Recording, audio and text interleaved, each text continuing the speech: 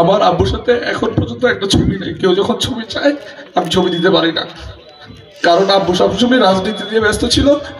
আর আমার যখন আব্বু ঘুমে আমার ছিল 4.5 বয়স ছিল, তখন 16, আমার বয়স ছিল তখন 18, আমাদের 2 বছরের গ্যাপ।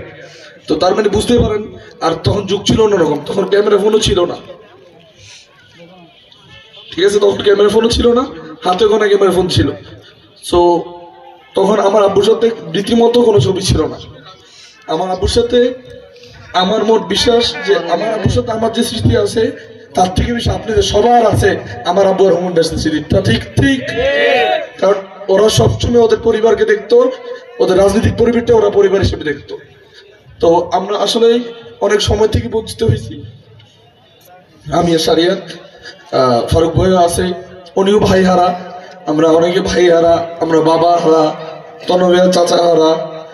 ওরা ফ্যামিলির অভিভাবক ছিল, ওরা ওদের নিজস্ব এলাকার অভিভাবক ছিল, ওরা ব্যবসায়ীদের অভিভাবক ছিল, ওরা বিএনপির অভিভাবক ছিল। তো অনেকে আমরা আসলে তাদেরকে স্মরণ করি এই কারণে, তারা সবার সাথে যেভাবে ব্যক্তিগতভাবে সম্পর্ক ছিল, কাউকে দুই চোখে দেখতো না, অন্যায় হইতে দিত না।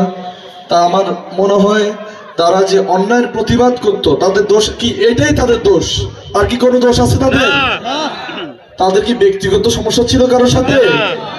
তারা বিএনপি করতে, তারা অন্যায়ের বিরুদ্ধে এই 2014 সালে অন্যায়ভাবে যে ইলেকশন করেছে তত্ত্বাবধায়ক সরকার ছাড়া, এই সরকারকে ঠেকাতে তারা প্রতিবাদ এবং রাজপথে তখন তারা নেতৃত্ব দিয়েছিল। এটাই তাদের দোষ।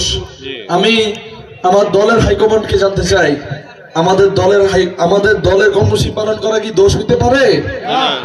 তাহলে আমাদের এই লাকসামের 2 নেতা তো তারেক রহমানের নির্দেশে, বেগম খালেদার নির্দেশেই রাজপথে ছিল ওই দিন। তাইলে আপনারা অবশ্যই আপনাদের সুসৃষ্টি চোখে আমাদের কথা স্মরণ রাখবেন। এবং আসলে মিথ্যা কথা বলে লাভ নাই, যখনই আমরা যাই সবসময় সিনিয়র নেতৃবৃন্দরা সবাই আমাদেরকে অনেক সম্মান দেয়, সবাই আমাদের খেয়াল রাখে। তারাই আসলে আমার সাথে তারাই রাজনৈতিক অভিভাবক সত্যি কথা বলতে গেলে।